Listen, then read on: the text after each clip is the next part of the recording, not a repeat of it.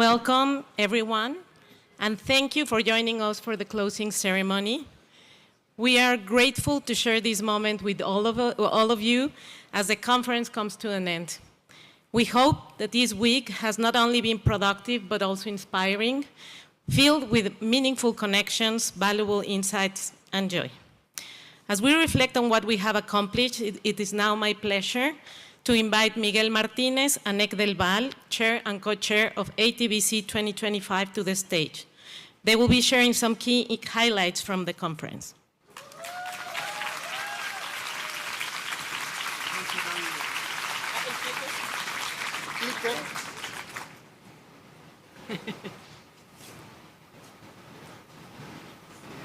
El clicker.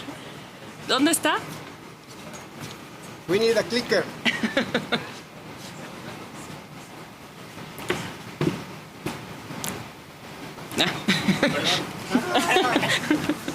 Okay. Entonces para avanzar por acá, ¿no? Ok. A ver.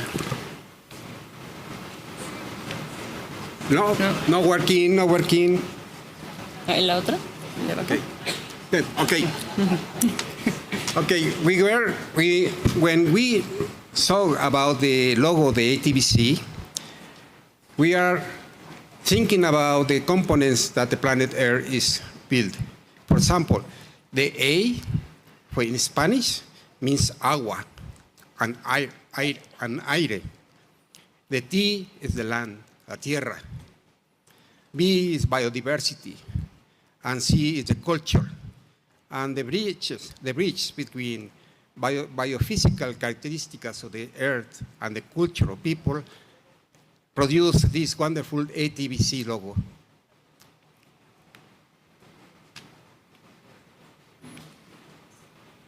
No words? Yeah. Okay. Well, this is a short summary of this, what happened in this conference. As you see, there will be a lot of activities for keynote speakers, to panel discussion, to debates, 81 sessions of symposium and open forum sessions, two sessions.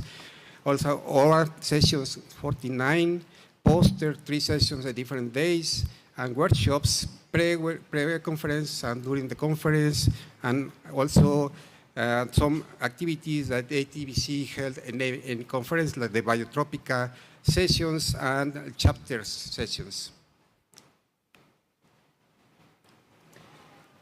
Also, we have field trips, tours, and experiences that already tomorrow we'll start to enjoy these activities around beautiful places in Oaxaca, short to places to the city of Oaxaca, and also far places from Oaxaca. Okay. And in particular, Atbc wants to support young students and young researchers. And this is very important activity of the association. And for that, we have a very successful webinar conducted by Ellen Andresen, pre-conference during mostly 1 month ago, and was very successful with the attendance of more than 70 people from different parts of the world. This is very interesting workshop that we have, transdisciplinarity.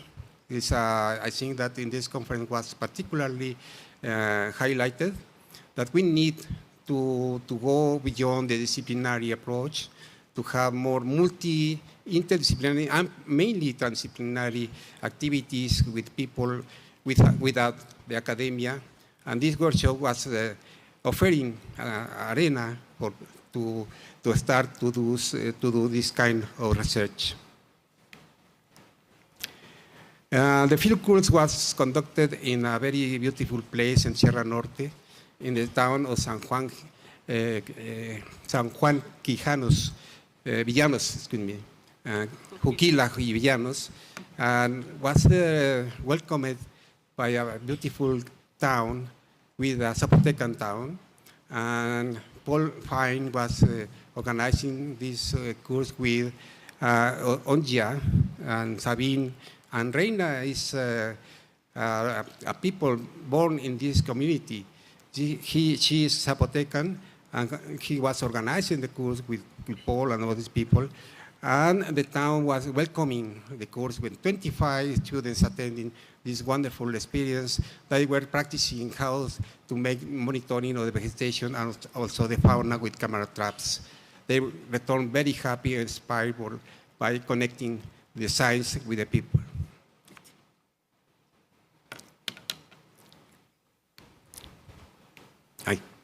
And then, in this occasion, we have also a very important component that we start to show a seed, which is the outreach, the linking with the society.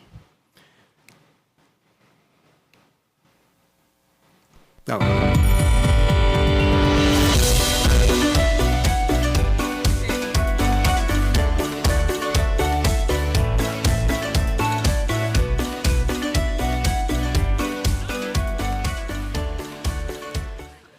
it's very nice, the music. But that was not the video. Okay. Okay. Okay. We have 5 different activities in this program. One was with kids, one with the collective of this community, within this mycelium. A young student was invited to meet the researchers and students of this conference in the plenaries, and also an activity that will held tomorrow in downtown. To miss this activity will be very nice. That is called Más Allá del Paraíso, Beyond Paradise. You can see the details in the program, please. Yes, you are invited to go. And this is a short video of the activities of this outreach program. That was also conducted with kids. The sound. Yeah, the sound. No? Te agradecemos, te disfrutamos, ahora pueden moverse. Y vamos a ir a respirar profundo y le vamos a mandar todo nuestro amor con nuestras manos a la Madre Tierra, haciendo un otra vez. Mis antepasados, no quiero que a mí recibes con nosotros, haces con nosotros y celebras con nosotros en un lugar determinado, estás haciendo comunidad. Es decir, ¿Cómo podemos hacer para que la lucha y la defensa, como ser Esto que estamos haciendo es transformador, porque venimos aquí a dialogar juntos, estamos intercambiando emociones, eso es transformador. Entonces ella habla de usar otras herramientas como por ejemplo. This mycelium was constructed with collaboration of most of you, of several people that were chatting his histories and making this mycelium. This is a product of this conference. This conference has started to make these interconnections, like a mycelium with trees. Yes. Now we will show you some numbers about the participants in this meeting. We have 1,050 registrations from 63 countries, mainly Mexico, the US, Brazil, but look at how many countries were there. Of course, there are more, but we couldn't put the graph all together. Regarding the distribution that you can see the distribution about the continents. So most of us come from North America, but there's also South America, Europe, Asia, Africa, and Oceania. And the gender distribution, we were 51% female, male, and others, and some that prefer not to answer. Also, we are very, very grateful to our partners and sponsors, particularly the government of Oaxaca, la UNAM, with the Secretary of General and the Desarrollo Social, Institute of Ecology, Geography, and la Unidad Mérida, and la Coordinación de la Universidad Científica, de la Investigación Científica, and all the others that are there. Also, we want to highlight that this conference couldn't have been possible without a collaborative effort. So we have a very enthusiastic organizing committee, and we are really grateful to all of the people that are there. And I will suggest that you stand up so everybody can see you, and we can have an applause for all the organizing committee.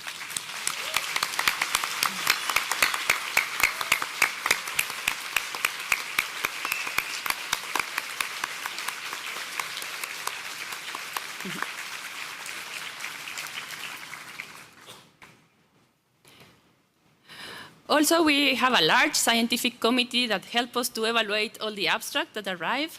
As you can imagine, it was hard work. So also thank you to all of them. We can also give them an applause.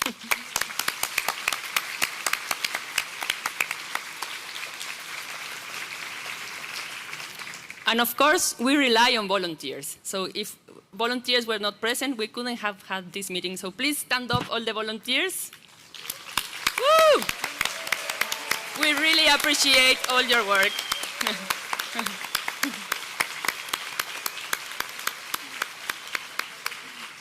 We know that you missed several sessions because you are helping us, and this is really kind of you, and we hope you have enjoyed the conference. And also, we would like to especially thank Hasibe and her team. You know, all the lovely food that we have had. She's a wonderful chef from Oaxaca, and I hope you all have seen her, and if you haven't seen her, there she is. Thank you, Hasibe. Muchas gracias, Hasibe.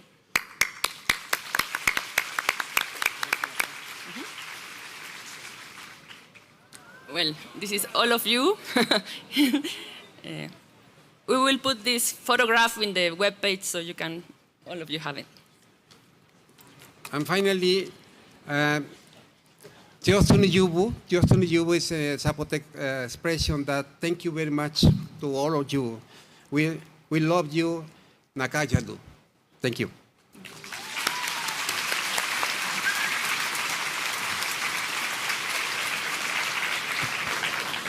Now I would like to invite Ellen Anderson and Quetzalcoatl Orozco, members of the local committee, who will present the ATBC 2025 declaration.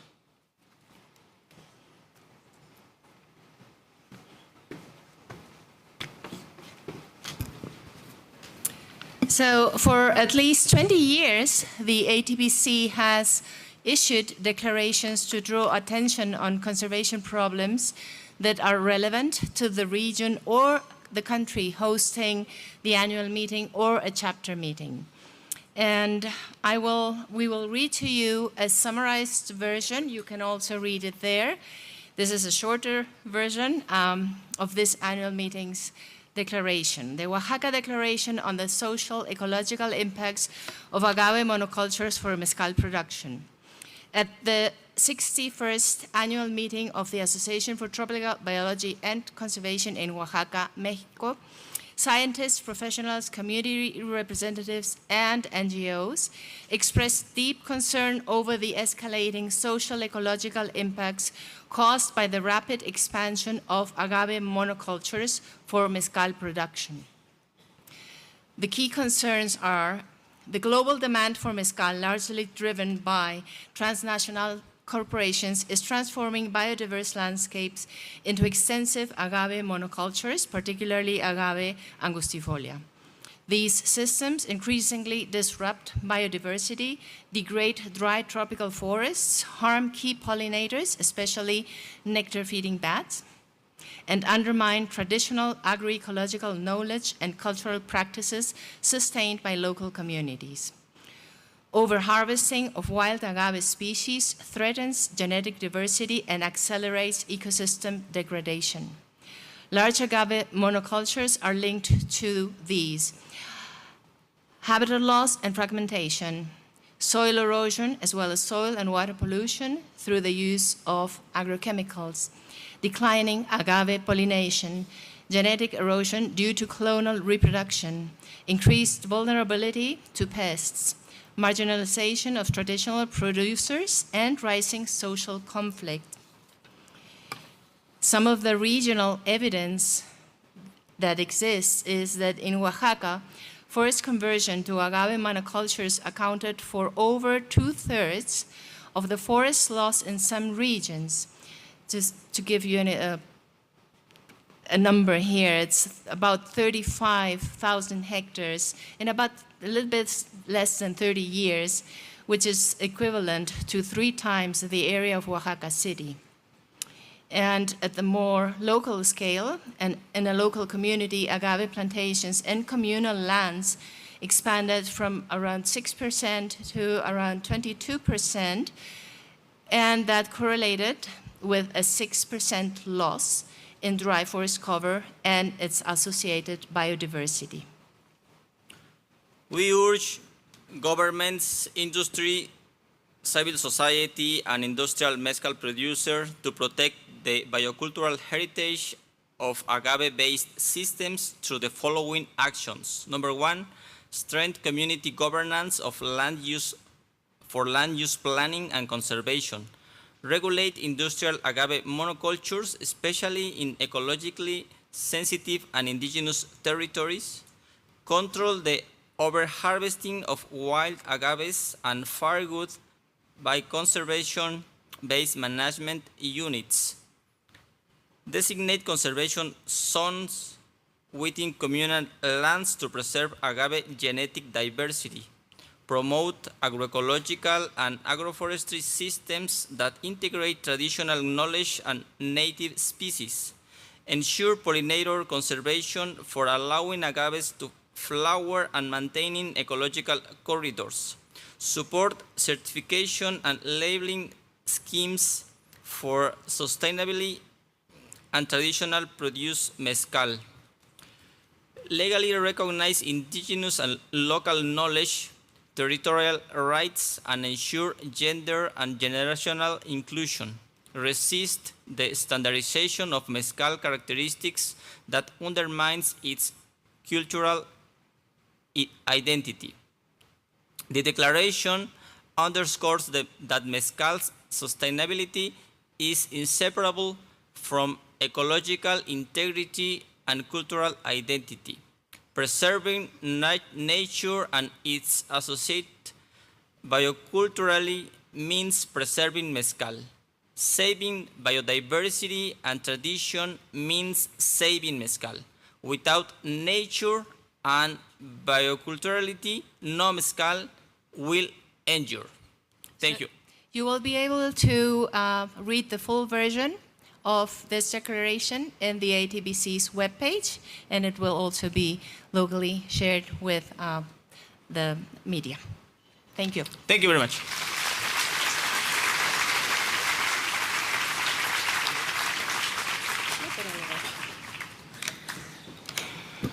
As part of the ATBC's carbon offsetting program and our commitment to sustainability, we're proud to support Corenchi as this year's official carbon mitigation project.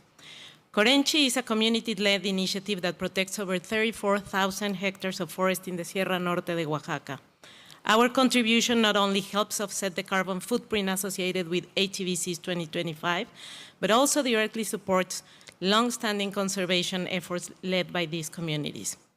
To speak on behalf of the local communities and to share a few words from the Chinantla region, please join me in welcoming José Manuel Morales, Agustín Juan Toribio, and Gladys Garcia. They will speak in Spanish, and I will translate later.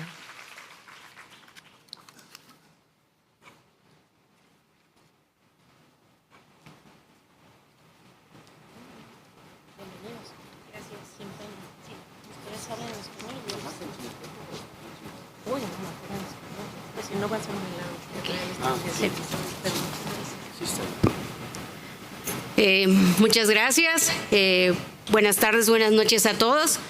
Mi nombre es Gladys García Osorio, pertenezco a la comunidad de Santa Cruz de Petotutla. Somos parte del Comité de Recursos Naturales de la Chinantla Alta. Agradezco a cada uno de ustedes el estar presentes acá. Estoy acompañado del presidente del Corenchi y esto es a nombre de todas nuestras comunidades, todos nuestros habitantes, y les voy a leer a continuación lo que consensuamos todos y lo que creemos para nosotros. Y pues nada, muchas gracias. A nombre de nuestras comunidades socias del Comité de Recursos Naturales de la Chinantla Alta, agradecemos la Asociación para la Biología Tropical y la Conservación por haber decidido cooperar en la mitigación del carbono generado por la realización de este magno evento e importante reunión. Para nosotros es difícil preparar y leer un discurso. Estamos acostumbrados a hablar del corazón en el momento preciso. Nuestros bosques, nuestros pueblos trabajan colectivamente por los bienes comunes, por nuestra cultura, nuestros bosques y nuestras familias. Para vivir en armonía con el bosque, el agua, las plantas y los animales del monte, se requieren de esto muchas asambleas, muchas reuniones, muchas discusiones, las cuales se traducen en reglas, en acuerdos comunitarios y regionales. Tan es así, es como nace el Corenchi, por acuerdos de asamblea. En nuestras casas, pues prácticamente hay ríos, manantiales, majestuosas aves, historias diarias. Los colores que predominan es el verde, muchos verdes, hay colores, hay muchas flores en primavera. No podemos expresar con precisión lo que significa nuestro territorio, lo que ustedes conocen como recursos naturales o como la palabra que le llamamos ahora mismo conservación. Para nosotros es nuestra casa, nuestra cultura, nuestra lengua, gente, nuestros cultivos, árboles e incluso nuestros animales. Nunca nos cansaremos de compartir nuestro trabajo, nuestros pequeños logros, porque la terquedad y la esperanza son nuestras. Cada acción, por más pequeña que parezcan, suman y es nuestro vivir desde la colectividad y la relación con nuestro territorio que están en nuestras manos. Eso para nosotros y es un acto revolucionario y de terquedad. Agradecemos que nos hayan tomado en cuenta, pero también sabemos que habitamos en uno de los bosques más vulnerables al cambio climático y uno de los menos representados a nivel mundial. Por eso es necesario seguir fortaleciendo nuestros esfuerzos con investigaciones que respondan a nuestras necesidades. Sabemos también que nosotros como habitantes de un pueblo indígena no conocemos de muchas cosas que emanan de ahí. Por ello, muy pronto abriremos otro esquema de colaboración para seguir brindando servicios ambientales y ecosistémicos, esperando que ustedes sigan siendo usuarios de esos servicios, pero que también colaboren activamente con nosotros. Este año nos sentimos acompañados y respaldados por el sector ambiental, tanto estatal como federal, y para ello nosotros queremos reconocerlos. Pero también es importante entender que nuestros bosques nos dan servicios ambientales un año sí y otro no. Lo hacen de manera continua, por eso celebremos que el sector académico que participa en esta reunión de forma activa, decidida en nuestros esfuerzos. Seguiremos caminando para defender nuestro territorio y para ser respetados de nuestra forma de organización y toma de decisiones desde nuestra visión colectiva. Luchamos por la sostenibilidad de los recursos comunes, culturales, sociales y económicos. Las comunidades de Corenchi los esperan con los brazos abiertos para recorrer nuestros bosques. Contamos con todos los servicios que ustedes puedan necesitar en el momento preciso. No olviden que también las comunidades existimos y para ello es la muestra de Corenchi. Gracias.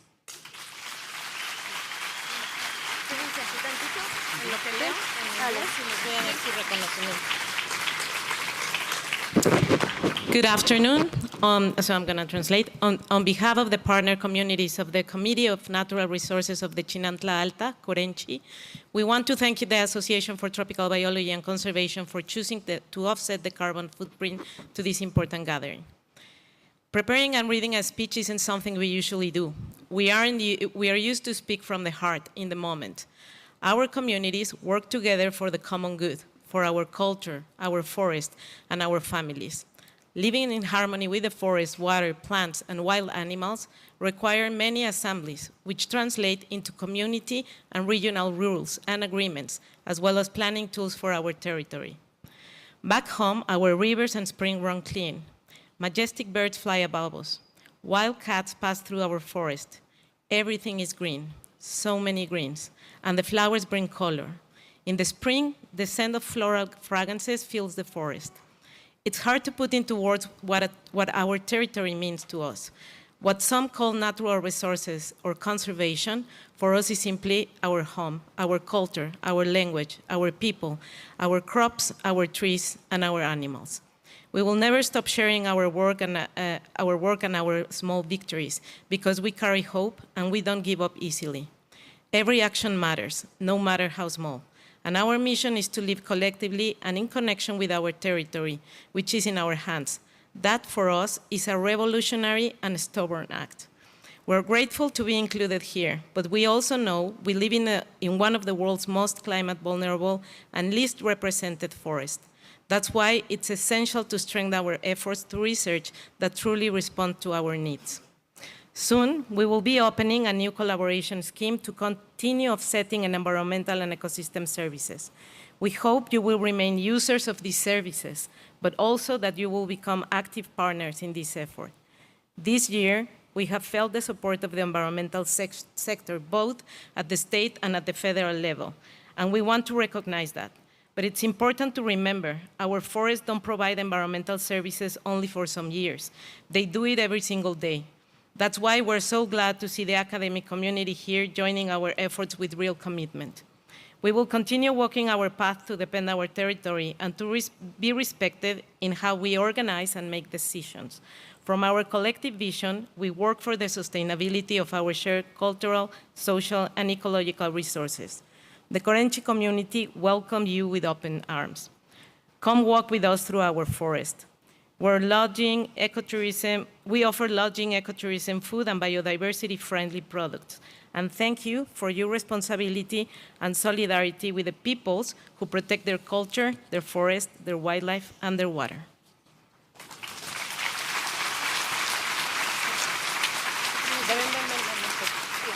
So this is just very symbolic. They will receive, of course, all the money.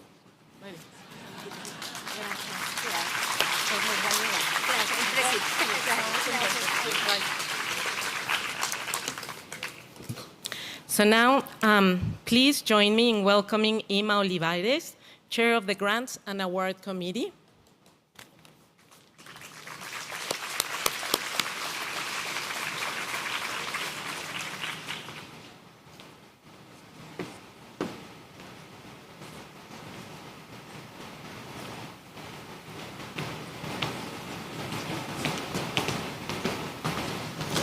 Hola, buenas tardes.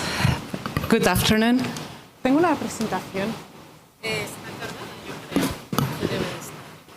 Okay. Well, I'm here representing the Grants and Awards Committee from Atbc. This is the work of a group of people. We are 12 volunteers, but then during this conference also we have been having over 100 people volunteering to act as judges of the different talks and posters. So I would like to recognize the work that everyone has put.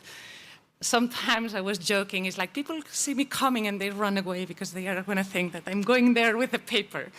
But I would like to recognize the work of all of you that have helped, of the wonderful Grant and Awards Committee that have given their time and effort to put all these awards together, the grants that we are going to present today, and also of Ivan Ortiz, Mariana Soto, and Maga Gay, that behind the curtains are making all this work possible. And the Seed Grant Awards that we are going to present today, and the 5 different types of Atbc awards for posters and talks are the result of this collective effort.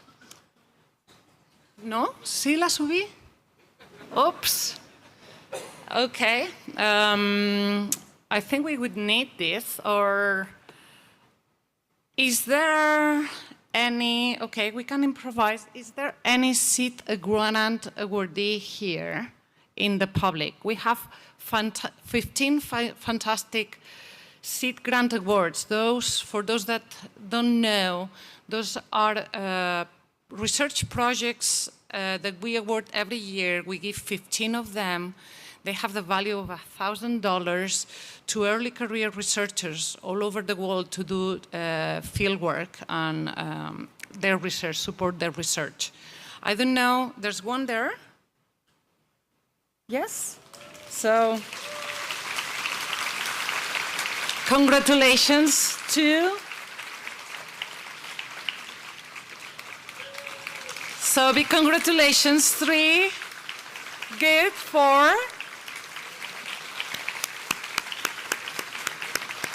Maybe they want to join me and maybe say their name and their topic. I'm sorry, I don't want to put you in the spot. I was going to call you anyway. When I was going to call, I was going to put the presentation had your picture and your name and your research project. So it's in my computer. It's in the Grant and Awards, so maybe it didn't load. The reason it's not uploaded because we have done this in the very last minute. So the talks go until 5:30 basically, and we are trying to get the last people volunteering and judging and everything. So probably it hasn't uploaded. Well, they are shy; they don't want to join. But anyway, I would need probably we can head off. And as I was saying, we have 3 awards from this ATBC. We have 3 orals, so we have a Bacardi Award for the best oral conservation by an early career conservation scientist. Then we have a Gentry Award for the best student oral presentation, a Gentry Award for the best student poster presentation, a new phytology work for the best student oral presentation in, not a student, early career, sorry, I should say that, early career in plant biology, and the new phytologist award for the best early career poster. So, and I'm going to call the person and the name of the talk and the person, and please come here and give a certificate. Then the people are going to get a small token as well that will come later. The best oral presentation, Bacardi Award for the best oral presentation by an early career scientist, goes to the talk entitled Human-Wildlife Conflict and Coexistence Strategies by Julian Leon. Is he here? Or someone can give him?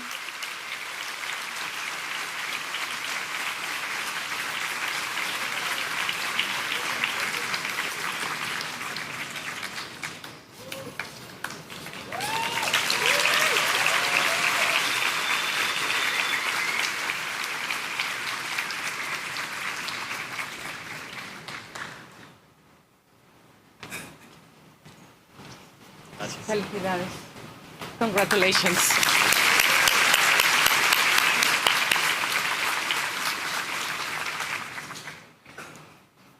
The Gentry Award for the best student oral presentation goes to the talk entitled Biotic Networks and Socio-Ecological Approaches to Ecosystem Restoration by Luisa Genes.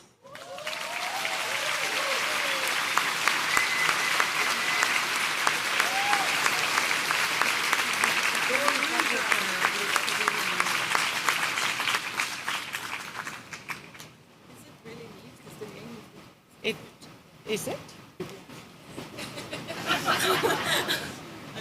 I think. Yeah, my name is the name of the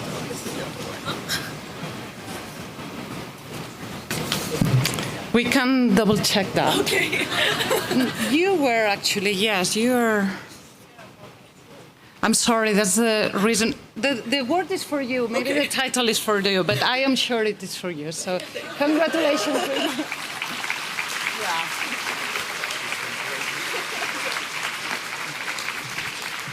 We will sort, maybe with the presentation we get the right one. Sorry about that.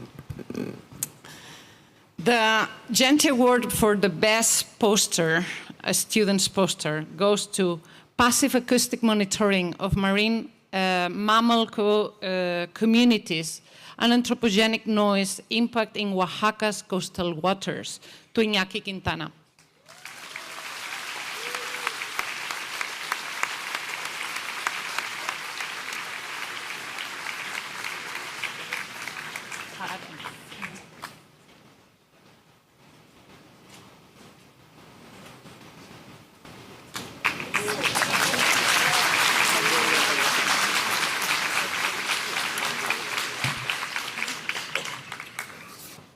The New Phytologist Foundation Presentation Prize for Plant Biology goes to the presentation Elevational and Latitudinal Gradients in Biodiversity by Ellen Quinlan.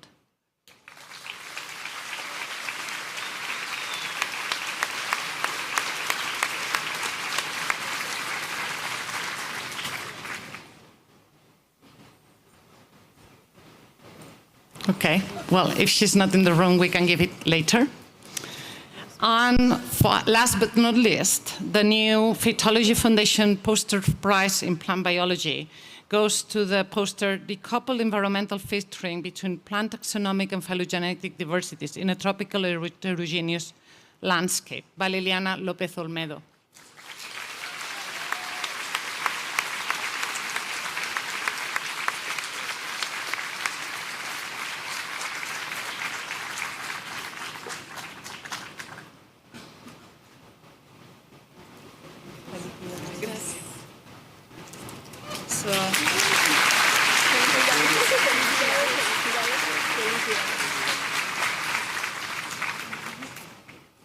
Thank you.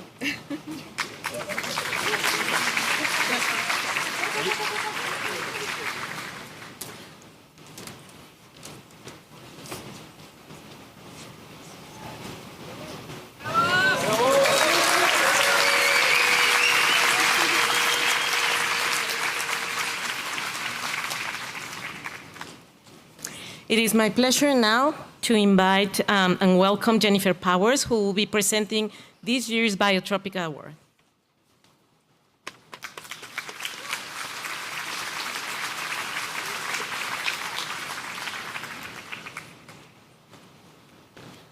Get the clicker, which one? Which clicker? This one, okay, great. Thank you so much. It's a pleasure to be here in front of you all.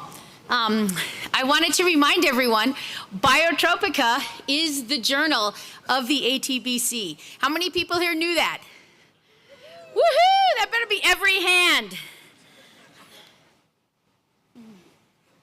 Oh, sorry.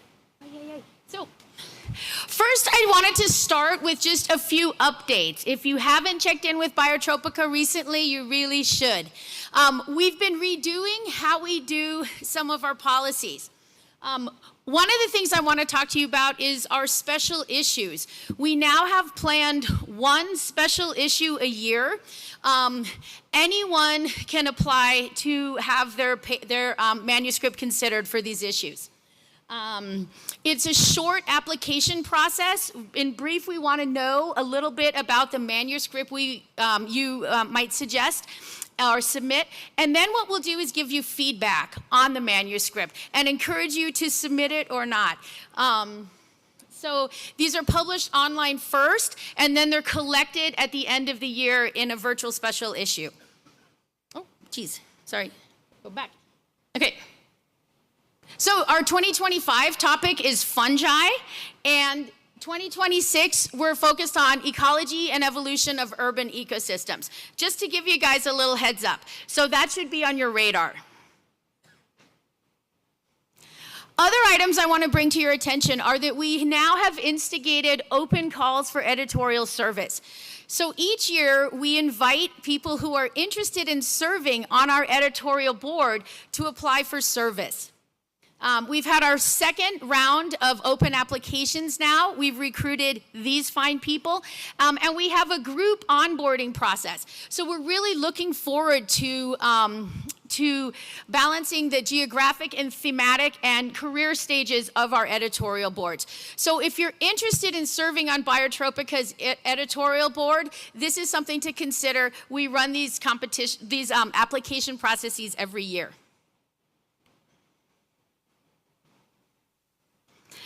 The next thing I want to bring your attention to is two new paper categories that we've instigated within the last couple of years.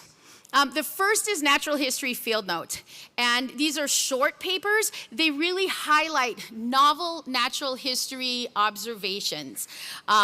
We have a dedicated editorial team who handles all our natural history field notes, and so far we've had about 3 years of this new manuscript category, and they've been very, very successful. So we encourage you to consider submitting your natural history observations to us. And last but not least, we have a new manuscript category that's really just hot off the press. This is called Synthesis Long View. And what we really want are for research teams who have been working on a particular question for 10 years, really doing that deep place-based research that takes a long time to accumulate these insights. We would love for you to synthesize these insights. Essentially, it's a review article of a research program. So we call this synthesis long view. These are by invitation or by application. So if you think you have an idea for synthesis, please contact us. And now, drum roll. Okay, thanks. Each year, Biotropica chooses 2 papers that were published in the previous calendar year and represent, what we really think of as the core of a Biotropica paper. Something that is based in empirical ecology, has natural history components, and a very good experimental design. So, with no further ado, the first paper that we named after Julie Denslow and is published by a person irrespective of career stage, goes to Tara Joy Massad and her collaborators. Yay! And this is entitled Ecosystem-Wide Responses to Fire and Large Mammal Herbivores in an African Savanna. So congratulations to that team. And the second award we give out is called the Ashton Award, awarded on behalf of Peter Ashton. And it is awarded to a paper that was led by a student first author. So this year, the Ashton Award goes to Jose Eduardo Falcon and his collaborators for a paper entitled How Do Birds and Ants Contribute to the Recruitment of a Tropical Tree? Yay!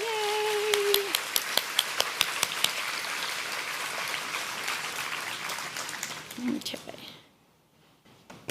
So with that, I want to conclude, and I just want to re-emphasize to everyone here, Biotropica is the journal of the Association for Tropical Biology and Conservation. We are your journal. So you should be submitting to us. You should be reading our papers. Thanks a lot.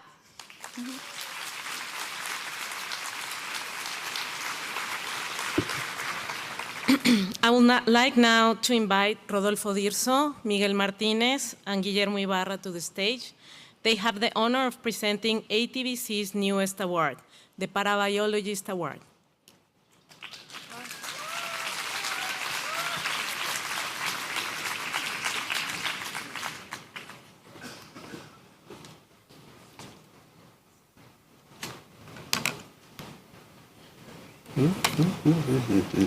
Nada. ¿Quién sabe? Okay. Okay. A group of researchers from Mexico started to think how to recognize the very important work of people that have a wisdom of the nature where they live, where they born.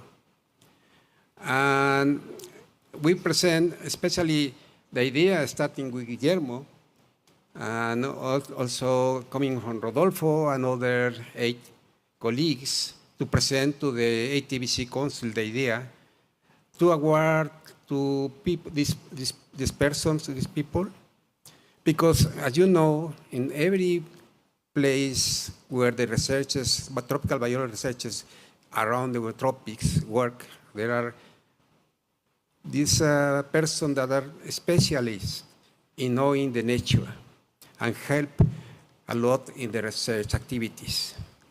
Okay? And the council approved unanimously that this award will be started in this conference. And I am really almost crying because the person that was selected for this occasion is a very close, not only friend by part of my family. But Rodolfo and Guillermo will present this in this occasion the person that was selected for the award. Guillermo, please, could you present to Santiago? Sí. Muchas gracias. Good morning. Good morning. Good evening. I am a little nervous, sorry. Voy a hablar en español. Quisiera que Santiago entendiera lo que voy a decir. Él nació el 25 de julio de 1959 en Tilapan, en la región de los Tuxtlas, en el estado de Veracruz, México. Cuando aún era un niño, su familia se trasladó a vivir al ejido Laguna Escondida, un sitio hermoso rodeado en ese momento de selva tropical húmeda. De la mano de su abuelo, Santiago empezó a desarrollar su habilidad para caminar por la selva, reconocer los distintos colores del follaje, los troncos, las flores, los frutos de los árboles, así como los sonidos y huellas de animales. Su interés no decayó al crecer, de manera que cerca de sus 20 años, ya lejanos, y a diferencia de otros jóvenes del ejido, era ya un gran conocedor de las especies de la selva. Y para el caso particular de las plantas, no solo las reconocía muy bien y sabía dónde encontrarlas, sino que también conocía sus nombres comunes y los usos que tenían para nosotros. Fue muy afortunado que en 1982, cuando empecé a trabajar en el inventario de la flora de la Estación de Biología Tropical Los Tuxtlas, ahí en la región de Los Tuxtlas, Santiago se convirtiera en un compañero valioso para alcanzar este objetivo, ayudándome en la colecta de las plantas, trepando grandes árboles y recolectando epífitas y lianas, lo que permitió documentar géneros y especies nuevas para la ciencia. Santiago amplió sus actividades para apoyar los proyectos de investigadores y estudiantes de licenciatura y posgrado de universidades y centros de investigación de México y del extranjero. Sin duda, se le consideró siempre como una pieza fundamental para el estudio de los censos de vegetación, investigaciones sobre demografía, reproducción y genética de plantas, interacciones planta-animal, así como otras relacionadas con la fauna, tanto de vertebrados como de invertebrados. Esos estudios se realizaron en los Tuxtlas, pero también en otras regiones del país, como la reserva de la biosfera donde está la estación de Chajul, en Chiapas. Debido al valioso conocimiento que aporta en las investigaciones en las que ha participado, ha sido incluido como autor de artículos y libros, y además se le han dedicado 2 especies, Inga sinacae y Magnolia sinaca collini. En esta noche tan especial me llena de alegría que la Atbc lo distinga porque Santiago es un naturalista de vocación.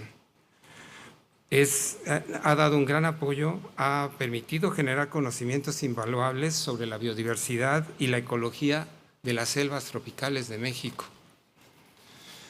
Santiago, me parece muy afortunado que este reconocimiento te sea entregado por primera vez.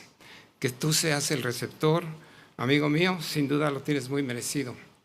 Y qué mejor que lo recibas rodeado de varios de tus colegas y amigos que conocemos tu compromiso y la gran persona que eres. Muchas felicidades.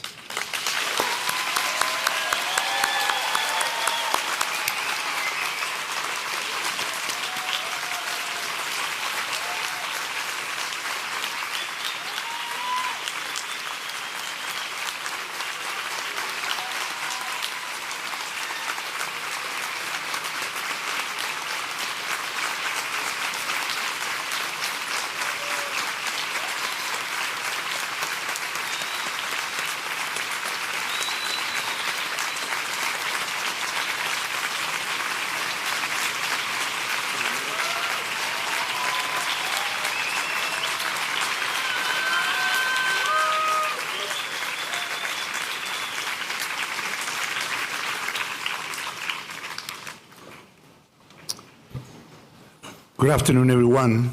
In case some of you are not masters in the Spanish language, I am going to try and make some additional comments to complement or emphasize some of the wonderful things that my friend Dr. Guillermo Ibarra has already shared with you. This as a way of introduction to introduce you to this wonderful human being, Santiago Sinaca. I have been blessed by the fact that over 4 decades, I have been working with Santiago. I have very vivid and wonderful memories of when, soon after I finished my PhD in another planet, I came to Los Tuxtlas to begin my research on species interactions. At the time, the then director of the field station asked me to set up an experimental plot for a thing that I wanted to do on seed predation. And this director assigned Santiago to be my field assistant for the physical labor of setting up the experimental plot. And Santiago came, and very soon I discovered that he was not only extremely capable of setting up the physical setup for the study, but he also had a tremendous intelligence, tremendous capacity, tremendous insight, tremendous intuition, and not only did he help me with the physical setup, but very soon he suggested the species that I should use, he told me where to find them, and he showed me his incredible capacity as a natural historian. Then I wanted to study herbivory, and I wanted to measure the levels of herbivory in this forest, Los Tuxtlas, and I wanted to measure the levels of herbivory damage on the trees. And so I had selected a big number of species, and for each species several individuals, and from each individual multiple leaves. And I was so stupid that I was using my little cord with a stone trying to get leaves from the canopy. And then Santiago told me, stop, Rodolfo, there's a much better way of doing it. And believe it or not, he took off his shoes and he climbed the tree with a pruning pole in his hand, and he collected the leaves and made them drop for me to collect them and do the observations. But then, as you all know, we need to have vouchers for the species that you study, ideally with flowers. And of course, being on top of a tree with a pruning pole collecting flowers, such a delicate thing, I said, this is going to be impossible. And Santiago, with incredible capacity, collected the flowers with his pruning pole, kept them with himself, and he came down and gave me the voucher with the flowers in intact condition. That was truly amazing. Then I began to recruit students in my lab at UNAM, and then I was able to invite some of these students to conduct their research at Los Tuxtlas, our beloved place of Los Tuxtlas. And then very soon Santiago became the co-advisor of these students because his tremendous knowledge, his tremendous capacity, and his incredible way of dealing with people in a friendly, warm, and effective way.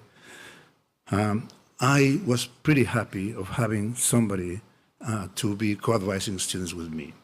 And I'm speaking for myself, but I do know, I actually have the numbers, that Santiago did that for many, many, many researchers. Multiply that by the number of students, so his impact is really significant.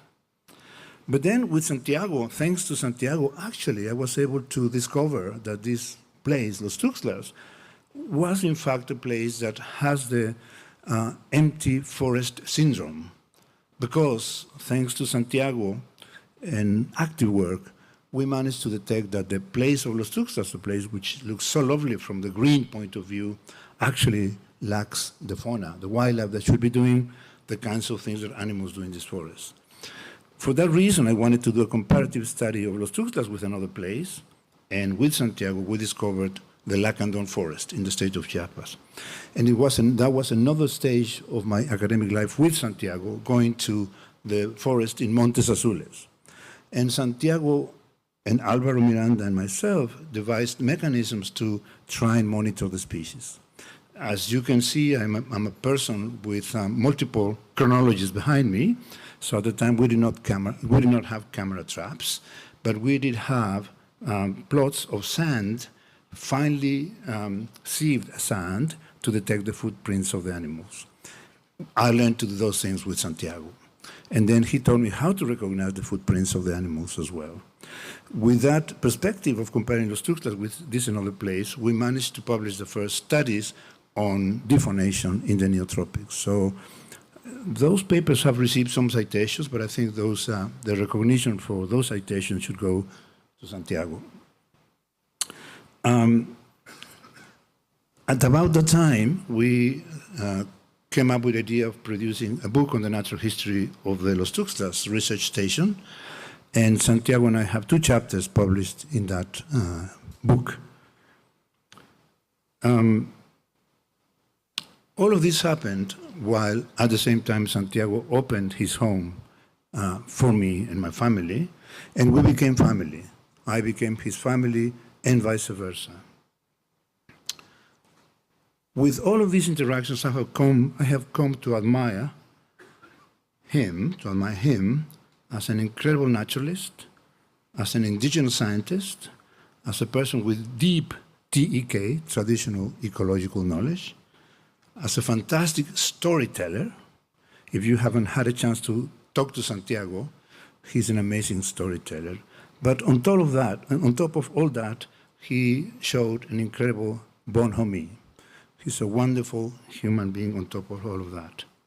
Through him, I also learned what I use as the 3 principles when I try to work with communities in rural parts of the country or other parts of the planet. And they are gaining trust building. That's a critical first element to when we want to work with communities. Second element is to go into the meaningful engagement of the people working with us. That idea of helicopter research should be abolished. And so in our research, Santiago has been a person who does the co-design and very much the co-execution of the research. The one thing that I have not been able to master and to my satisfaction is the question of reciprocating. How can we pay back to these wonderful people like Santiago who has made our lives possible in terms of moving into the science and publishing papers and training students and so on and so forth. So I am indebted to Santiago. I think this is a splendid situation that Atbc and Guillermo had the idea of establishing this recognition because in this fantastic setup, which is Oaxaca, this is a good representation of planet alignment. As you all know, Oaxaca is an incredibly biologically rich place. From the point of view of culture, it's an incredibly culturally diverse place. But not only that, those 2 elements combine together in a sort of coevolution to create biocultural diversity. And Santiago is a good representation of the indigenous peoples with tremendous knowledge and what they represent to society at large. As you all know, a great proportion of what is left of biological diversity and good shape on the planet is in indigenous communities. So we are indebted and we should support them. As you know, in the context of cultural diversity of this place, there is this thing called the Guelaguetza. The Guelaguetza is a fantastic artistic gathering in which the different nations of this state come together to share, to present their things and to share. And I think this is perfectly fitting that Santiago is here because he personifies Guelaguetza. He's a person that has given us so much for so much time. And so I would like to say that, just to finish very quickly, that in addition to all of these activities, Santiago and I are compadres times 3. And the first compadrazgo is because my ahijada, Iris Isabel, who is here, was my quinceañera.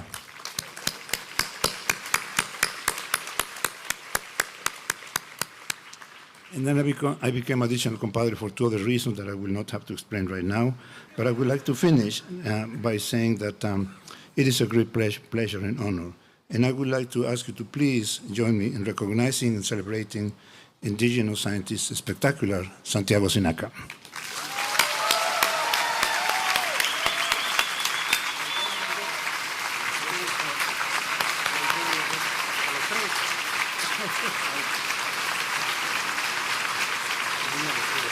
Thank you.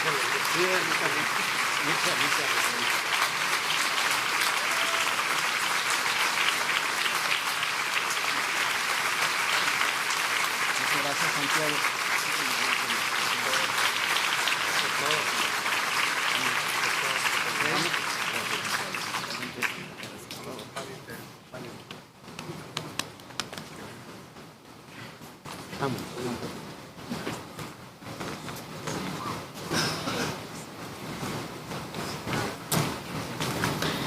So this award will be an ongoing award for the rest of all ATBC's conference from now on. So we now move on the presentation of the Honorary Fellows Award and other special recognitions from ATBC. Please join me in welcoming ATBC's Executive Director, Lucia Lohman, to the stage to lead this part of the ceremony.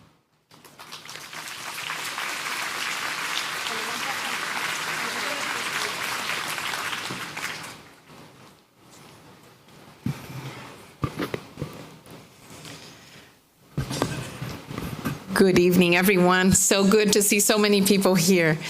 And so the ATBC Honorary Fellow Award is the most prestigious and highest award given by the ATBC. For many decades, the ATBC Council selects and recognizes long and distinguished service to tropical biology. Recipients of the ATBC Honorary Fellow Awards are not only leading researchers in our field, but also individuals who have made exceptional contributions to training, representing true mentors to a whole generation of tropical biologists and conservationists.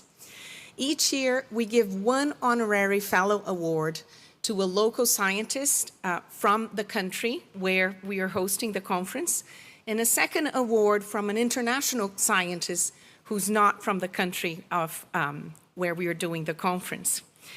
And it's my great pleasure to announce that the Honorary Fellow Award going to a Mexican scientist goes this year to Dr. Patti Balavanera.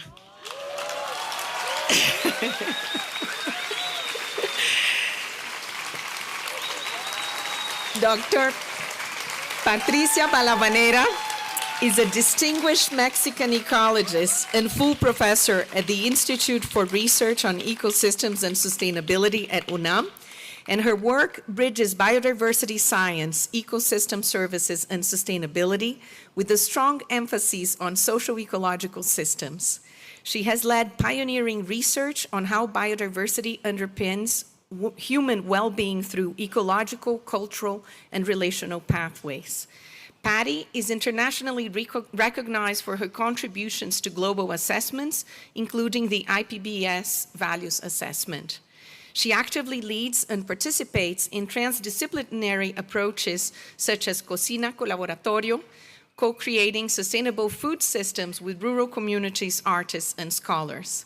At regional and national levels, she has advanced the integration of ecological and social data to inform policies on conservation and equity.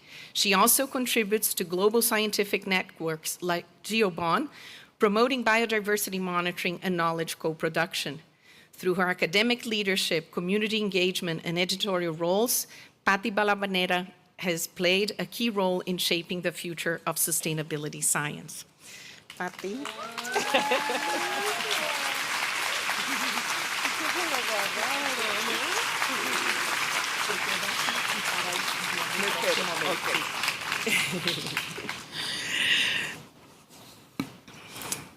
And it's also my great honor to announce the International Honorary Fellow Award that goes this year to an international scientist, Dr.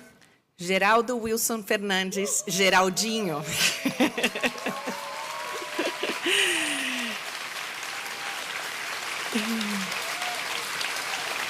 So, Geraldinho, as we call him in Brazil, is a leading Brazilian ecologist and full professor at the Federal University of Minas Gerais in Brazil.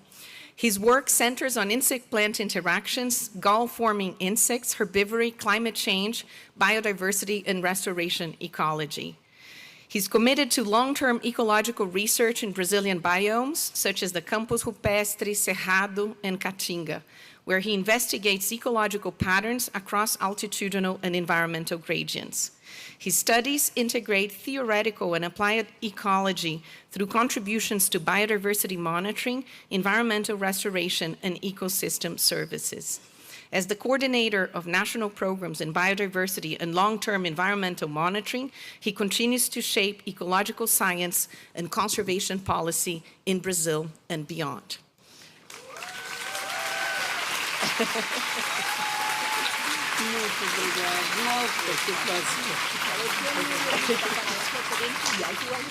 Ok, aquí vamos y ahí después sí, ya les explico. Hay una foto más de espera.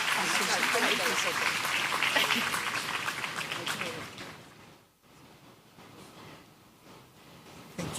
Espera un minutico. And we would also like to take this opportunity to honor some honorary fellows who we've selected in previous years, but who did not attend the previous conference, and so we are able to honor at this time. And so it's my great pleasure to announce Dr. Betty Loisel, who is the 2023 Honorary Fellow of the Association. ¿Está ahí la Betty? Ahí. So Dr. Betty Loisel is a professor at the University of Florida, where she also directs the Tropical Conservation and Development TCD program. Her research spans sea dispersal, ecology, avian population dynamics, and the impacts of environmental change on tropical biodiversity. With over 3 decades of experience, she's recognized for her integrative use of field studies and spatial modeling to inform conservation strategies in Latin America, especially in the Amazon. Betty has held influential academic and leadership roles, including Director of the International Center for Tropical Ecology, ICT, and Program Director at the U.S. National Science Foundation. Betty has not only significantly advanced our understanding of tropical ecology and conservation, but she's also widely respected for her mentorship, interdisciplinary vision, and commitment to building local capacity in tropical countries. Her contagious curiosity and genuine interest in tropical biology has encouraged hundreds of students to go deeper into their studies and think deeply about critical questions in biology.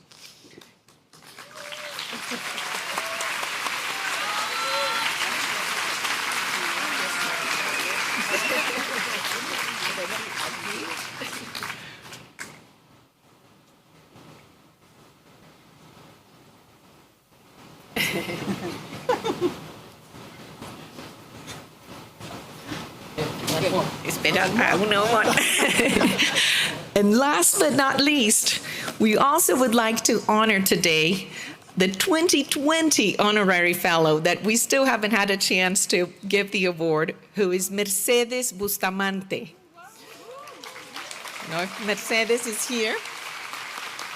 Yep. So Mercedes is a Brazilian ecology and professor at the University of Brasilia, renowned for her expertise in ecosystem ecology, especially the Cerrado biome. Mercedes has made seminal contributions to understanding how land use change, particularly cattle ranching and deforestation, have affected greenhouse gas emissions, nutrient cycling, biodiversity, and water dynamics in tropical savannas. She co-authored landmark studies linking livestock grazing to increased emissions and has been instrumental in global environmental science networks, including the IPCC Working Group 3 and IPBS, as well as representing Latin America in many international initiatives. Beyond her academic achievements, she has also been influential in science policy and higher education governance in Brazil. She served as General Coordinator of Ecosystem Management and Director of Policies at the Ministry of Science, Technology, and Innovation, and has been leading CAPES, the Coordination for the Improvement of Higher Education Personnel of Brazil. Mercedes has a recognized voice for climate action and integrates ecological research with public policy advocacy to promote sustainable management of the Cerrado and other Brazilian biomes. So congratulations to Mercedes.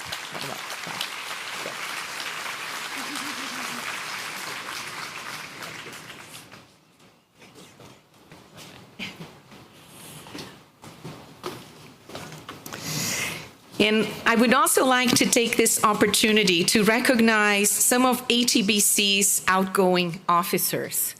For the past 3 years, Nobi Cordero has served as ATBC president in 2022, 2023, and 2024, when we held the meetings in Colombia, India, and Rwanda.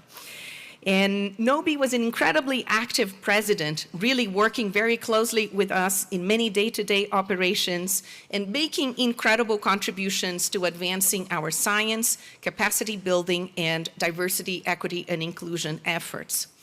Nobi is a really thoughtful leader who offered his incredible problem-solving skills and lots of expertise, insights, and ideas to the association. His leadership as president for the past 3 years has been instrumental for our success. Nobi.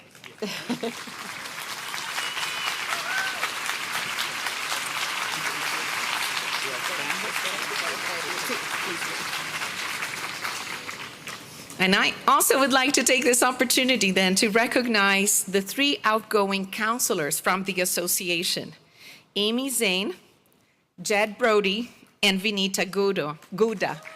Please come to the floor and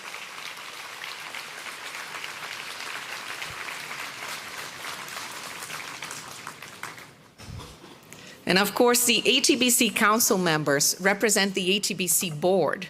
So they're instrumental in all the decision-making and ensuring really the success of all the activities of the association. So thank you so much.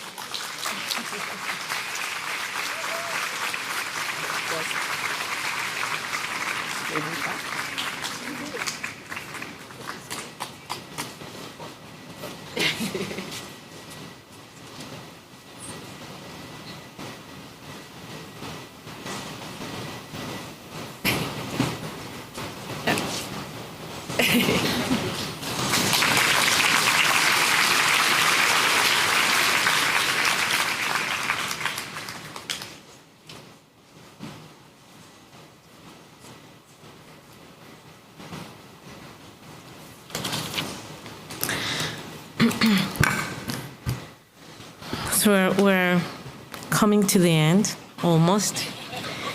Breathe. It is now my pleasure to introduce Juan Posadas, the president of the Association for Tropical Biology and Conservation.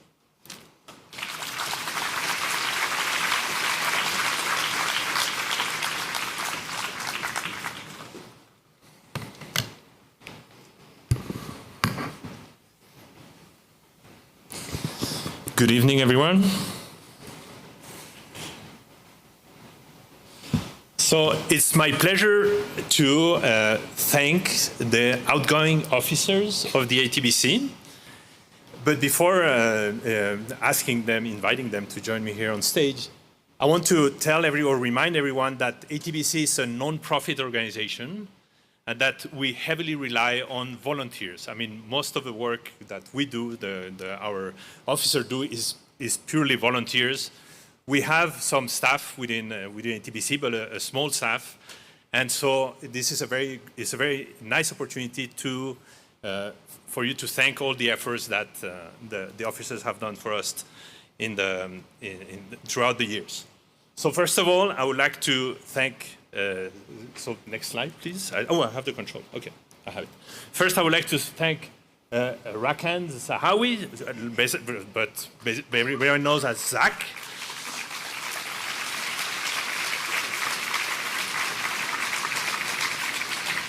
So Zach has been involved for the ATBC for a very long time, over 10 years, as co-chair of the ATBC Costa Rica meeting in 2013, council member, ATBC co-chair of neotropical chapters. And I just wanted to mention that while having drinks with Zach and Adriana Sanchez, who is probably here tonight, he's here at the meeting, we decided to create ATBC 2022 that was in Cartagena. And Zach was secretary of the ATBC for 5 years. I just wanted to mention you a little bit what it means to be a secretary, but he played a key role in ensuring organizational continuity, administrative support, in communication, record keeping, and liaison. So please join me in thanking Zach.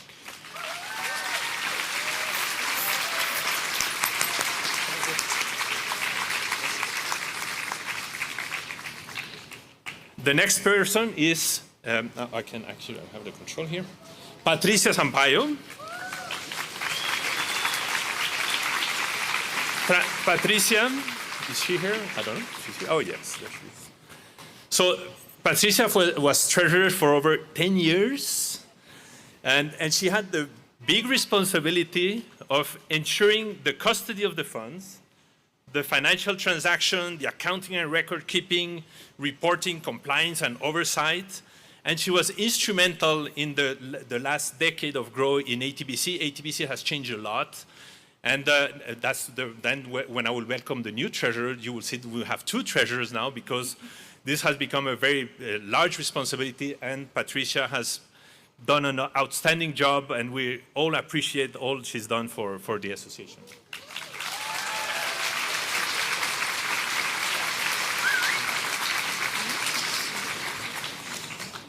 Next, I want to thank Jennifer Powers.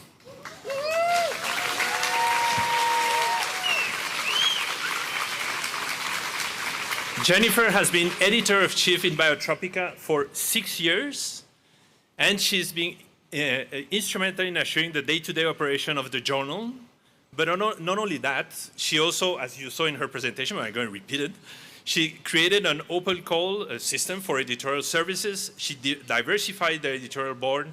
She worked with early career authors. She had 2 new paper categories that you saw, like the natural history field notes and synthesis long views, and new ways of doing special issues. So thanks to Jennifer's contribution, the Biotropica has kept growing and is in a very nice standing position. We all hope that you will keep submitting your great research to Biotropica and supporting the continuity and the growth of the journals. Thank you.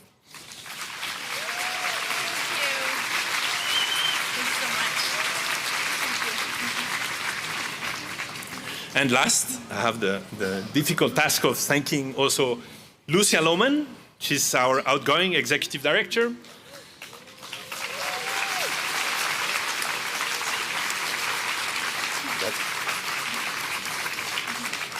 So I've known Lucia for, I don't know how many years, several decades, when we started our PhD together at the University of Missouri St. Louis. She has dedicated the last decades of her time to the Association for Tropical Biology and Conservation. And she's been the executive director for 6 years. I will give you a sense of what she had to do, what an executive director has to do, says overseeing day-to-day operations, executing policies and programs, so it's also for the incoming director, receiving and appointing committee chairs, reviewing annual reports, facilitating internal communication, ensuring transparencies in committees' activity and decision, engaging in leadership and capacity building, representing the ATBC, supporting the growth and visibility of the ATBC, among others. So she has, during her 6 years as executive director, she played an instrumental role in formalizing many of the organization. We were running many things, they were running well, but they were not formally structured. So that was a fantastic job that she did. She also ensured that we could archive all our history and we could significantly expand our global reach. So, and there are many, many things that I could not summarize because I don't have enough words for it. But please welcome, join me in thanking Lucia Lohman for her outstanding job as executive director.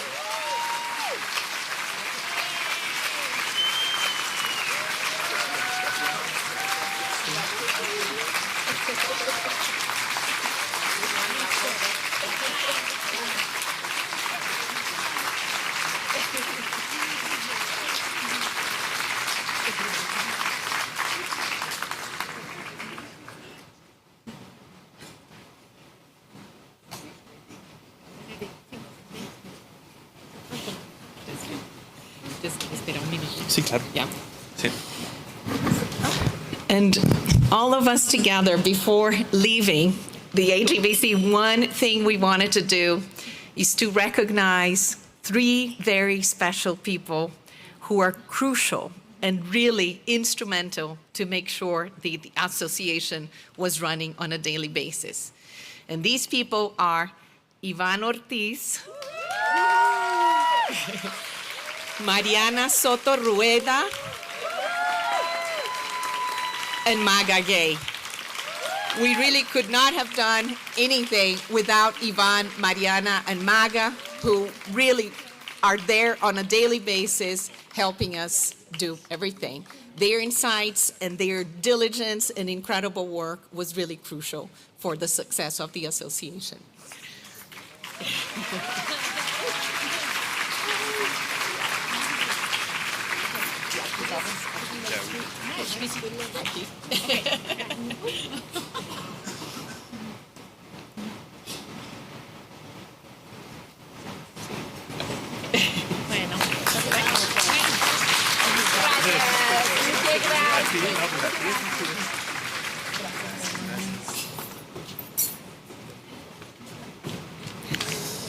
So next, I would like to, if we could put up the slides again. So I can move. Now I would like to welcome our new officers. We are lucky to have a great team that is now joining the ATBC and taking on and building on the foundation of our exiting officers.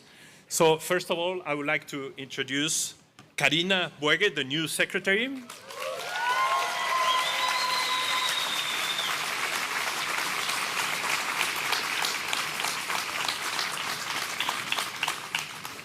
So, if I got all my information right, Karina has a PhD from the University of Missouri St. Louis, and she's a full professor at the Institute of Ecology at the National Autonomous University of Mexico. She works in evolutionary ecology of biotic interaction, plant defense and ontogeny, phylogenetic diversity and community ecology, and socio-environmental applications. So please join me in welcoming Karina. Sí, sí. Next, we have 2 new treasurers. We have Liza Davenport and Stefan Schnitzer. So, Liza and Stefan, please come here to the stage. I don't know if Liza is here, but Stefan is here. So Liza has a PhD from the University of North Carolina at Chapel Hill. She's a researcher at the University of Florida, and she's recognized for her work in ecology and animal behavior with a strong publication record in tropical ecology, conservation, and animal movement. Stefan has a PhD in ecology and evolution biology at the University of Pittsburgh, and is current professor in the Department of Biological Science at Marquette University. And I think most of you who have spoken to him know he's a big fan of lianas, vines, but he's above all a plant community ecologist and tropical forest ecologist in a general sense, and works a lot on plant competition and facilitation and disturbance ecology. So please join me in welcoming Stefan and Liza.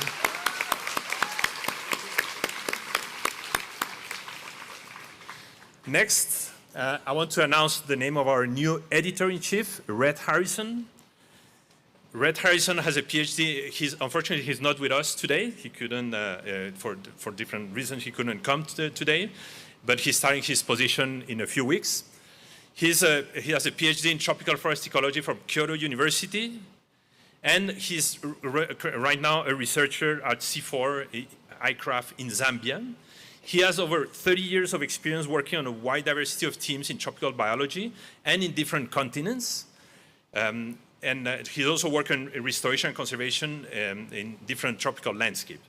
So during the selection process, Rhett showed us his extensive experience in doing editorial work, and the committee was very impressed by his credentials.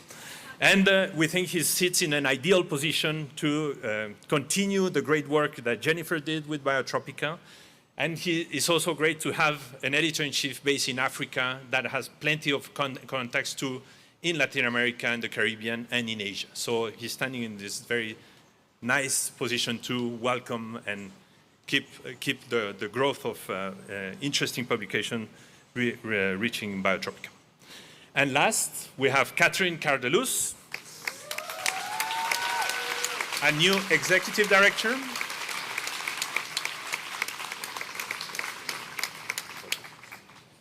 So Kat is a professor of biology and environmental studies at Colgate University.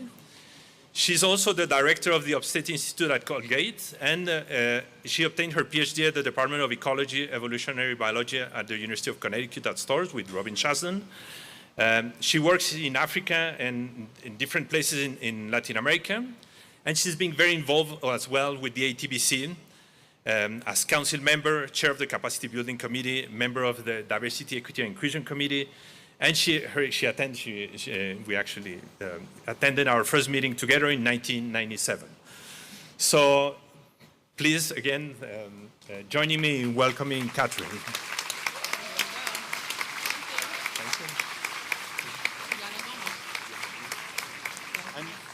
I understand there's a chocolate of welcome. Oh, there you go.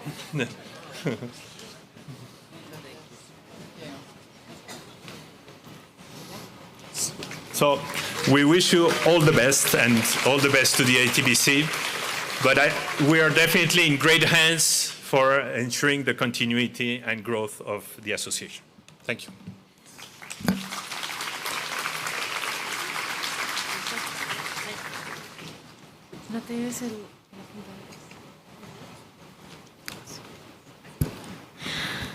Okay, so now we're moving into the closing part of the ceremony.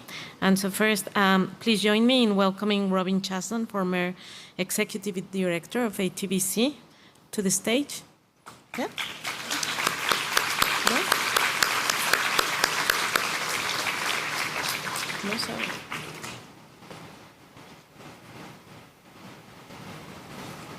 No?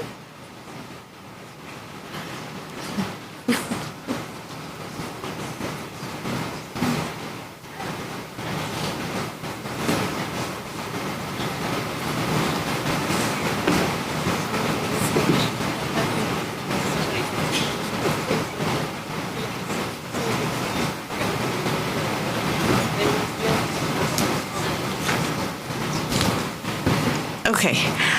Well, it is my pleasure to just issue some concluding remarks about this amazing and wonderful assembly that we have had. I think those of us who came in already with a lot of knowledge realized that there was still a lot more that we could learn, and that we can learn that not only from other scientists, but from so many people who live in the forest and care for the forest and have figured out how to work with their community.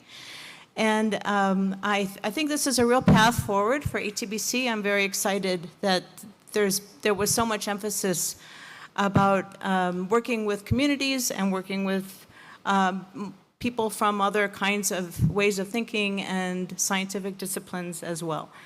And I think this is the path forward, not only for our own community, but for all of society. So I'm very pleased. I learned a lot of things today, and I've also seen the amazing young leaders we have in our society.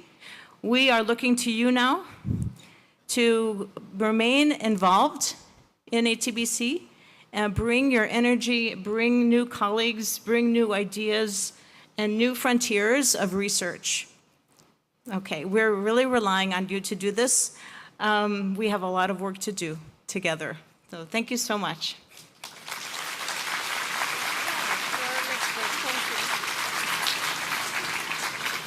So now Miguel Martinez and Nick de Global will be back to the stage, and they have some important announcement for the upcoming ATBC 2026.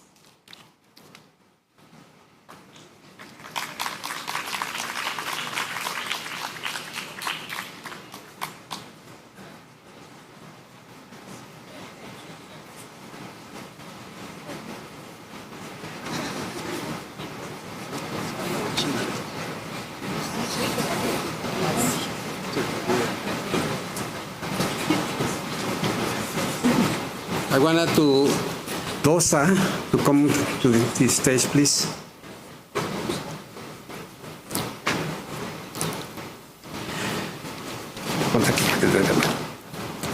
One year ago, the local organizer of this conference proposed that the conference will be in Oaxaca in 2025. And that was a wonderful welcome for all the audience, so that we put a video about Oaxaca and the conference, the venue of the conference and so on. And my colleagues, Tuyeni, Guapampa, and I danced to El Jarabe del Valle de Oaxaca in front of the audience. It was a wonderful time. And now with EC, we are passing the stage to the next venue of this conference that will be in China next year. Could you please say something?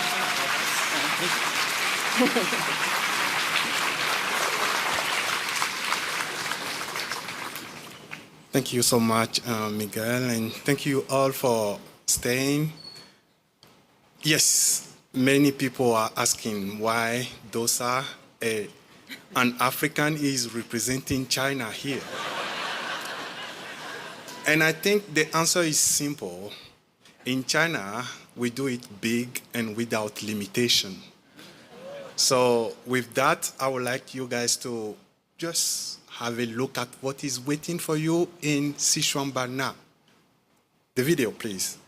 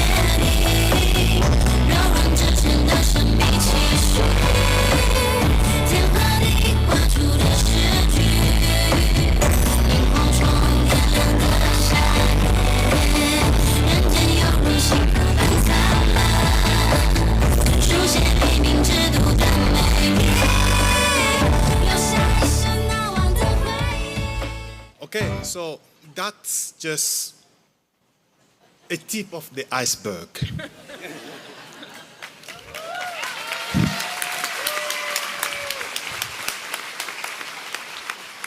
So here, representing the local organizing committee, it's my pleasure to welcome you guys to China. So, 我们欢迎你们来到中国。Nous vous souhaitons la bienvenue en Chine. Bienvenidos à China.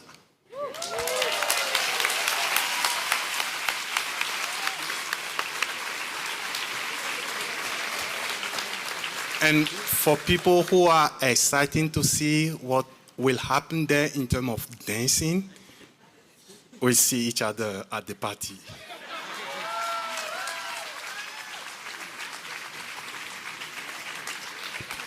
Okay, great. So Before the very close of this event, I'm just going to give you some information because I'm worried that then you're going to run out and you're not going to hear.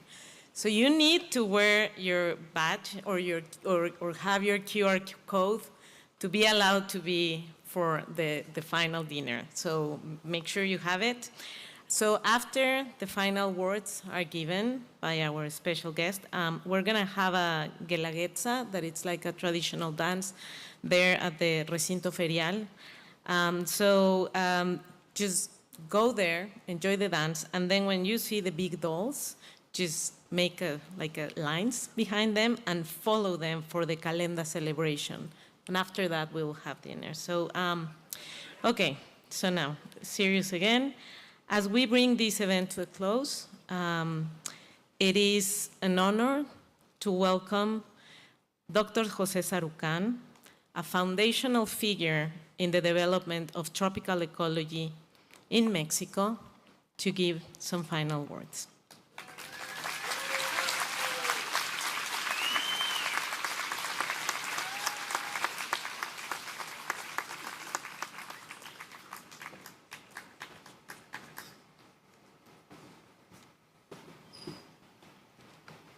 I cannot blame, or I don't know what to say to Miguel for putting me in this place.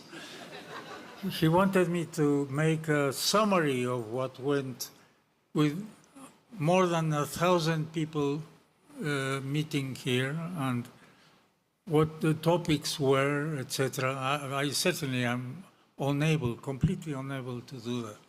But I thank the opportunity to rejoin ATB, which I was part of in its first years, when it started in the Caribbean, basically. And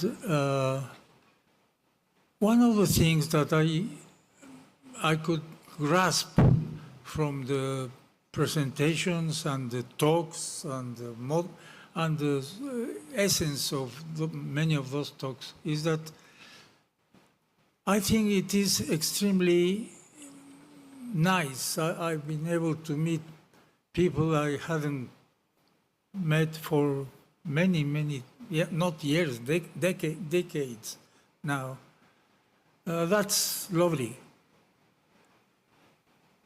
But let's not forget that if what was presented here in many ways, in many topics, in many different countries, is not transformed in some way in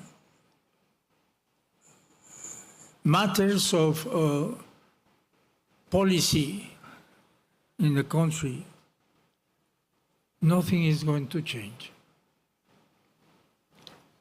And this is something which nobody else but the community that's here that knows this, which understands really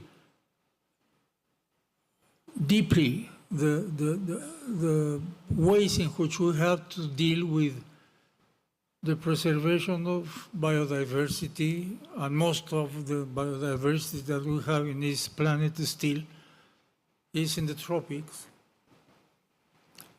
It is not really transferred to public policy. And we have the most important element to do that, which is knowledge, which is science. More than political pressure or social pressure, but social pressure is very good if people are really knowledgeable about the problems, because they can really demand different changes, a number of new avenues of conservation of our biodiversity.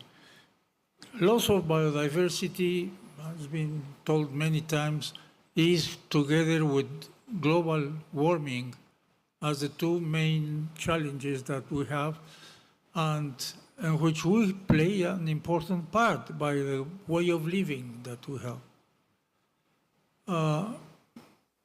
But you'll be surprised, and you probably you will agree with me, when you give talks to lay people, to groups, to retired people, to engineers, to accountants, what's going on the planet? The way in which they get alarmed because they say, I didn't know the extension of the problem and the seriousness of the problem because they are not offered this information almost in any way. We have to take this information close to people, and there are ways to do it. We have done that in Mexico, but still we haven't done the last step of it, which is convert the enormous amount of understanding that we have about biodiversity, for example, and the way in which people who live in those ecosystems and own those ecosystems, 60 or 70% of all the forested ecosystems in Mexico belong to ejidos, to indigenous communities, to different groups who have really managed those ecosystems with economic profit for them and also preserving those ecosystems with a sustainable way. Now, how can we transmit that to all society and to people who have the responsibility of administering the government? Nobody is going to do that if it is not us. And in the best of possible ways, I think we have to be really the people who make the effort and make the actions to convey that information to the different instances, federal, governmental, municipal, etc., but with the information in the hand. Not just because I like more green around my house or for things which really have no support on the importance of keeping the conditions that permit life in this planet. Think about that. And I say it carefully because we haven't yet found a way to convert all the information that so many groups present here in universities, in research institutions, Conavio itself, which has really such an understanding of the biodiversity of the country that we have means of really managing things well, but that are not really utilized by the administrations, federal administration or state administrations. I think this is the point that you should take home and see how can you convert, or can we convert this into public policies that give sustenance to the very good science, to the very good knowledge that we have been able to put together. There's far more to know. Don't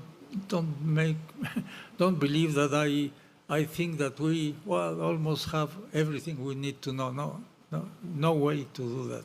But we have enough information which is not being used adequately by our governments, at least in the case of this country, which has the largest database on biodiversity available to everyone freely, 45 million specimens which are georeferenced and valued taxonomically, so really you have very good information there to do a number of things. So everything from how to reintroduce a species to areas of potential use for them, or how to avoid public works into damaging and cutting through areas which need to be maintained untouched. I'm not going to go into a lecture on this, but please understand that all the very nice, friendly atmosphere that are generated in these meetings is not enough to change things really where it matters to change them. And I think that when people speak of the crisis, the environmental crisis, they in the majority refer to global warming, and they are not wrong. But I would say that countries like Mexico, which has this enormous biodiversity, enormous cultural diversity, a cultural diversity that understands the use and management of those ecosystems. I think Mexico is a very small producers of greenhouse gases. We don't appear even in the 10 most important countries in that. We don't do research on global warming, except some applications to how it affects certain species. And the only group of people who can really launch a movement of applying the local science with, obviously, many of the indigenous peoples when you can do it, but not like simple companions, folksy companions, but as real actors in this process, we are not going to really save the biodiversity that maintains life in this planet. Think about it, and I think that the next meetings of ATB, and I remember so much the cover page of Biotropica with that wonderful Samanea Saman, which illustrated the cover of the magazine, of the journal. Lots of things have changed. Many of them for better, because we have more people. I am really delighted to see so many young people in this meeting, which wasn't the case. I remember that the commentaries on the first or second ATB without C in that time that were marveled. They had 125 people meeting. It's 10 times more now, 100 times more. But that must have an impact on real life. And impacts on real life only take place when society, with knowledge, with the participation of scientists, and they participating also in the generation of science. Mexico has about 200,000 naturalists producing constantly information about biodiversity. That's what has also helped to enlarge the database that we have, and also to work in such a way that you will impact the next generations. Conavio's webpage receives about 50,000 views a day, half of which are children, because there is material for them, because they are attracted to all the programs and videos, etc., that we produce. This is the kind of thing that we have to really push together. And yeah, it takes time, it takes people, it takes effort. It doesn't take that much money, so it's something that can be solved to a large extent with modest amounts of money. So that should not be the reason for which we are not advancing in this area.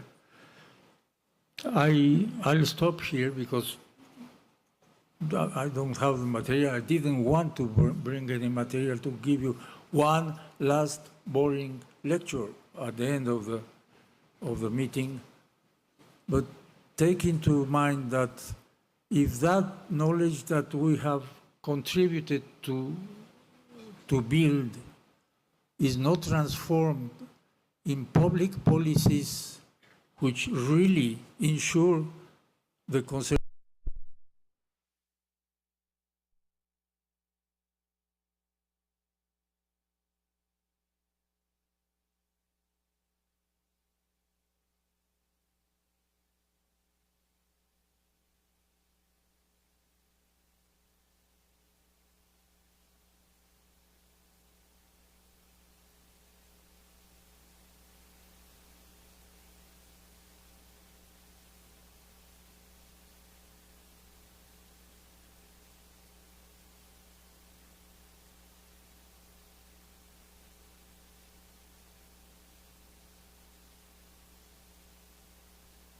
Seriously how to convert that knowledge in different ways. Every country has different mechanisms by which scientific information is translated into public policy.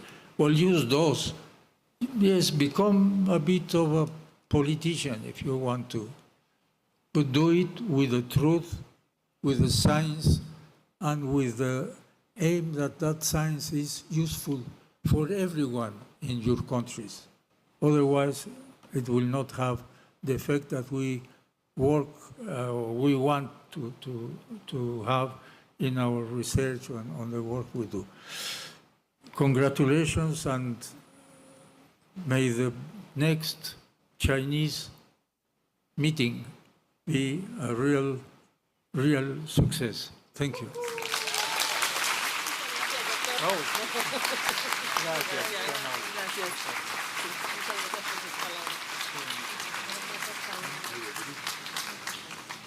Okay, that's it. Thank you so much for being here, being part of this celebration. And just one last request, please help me celebrate the people that helped make this possible. All the technicians, the people from the video, from the audio, the people that cleaned, that served us, that opened, that closed. Again, Iván, Mariana, Daniel, gracias.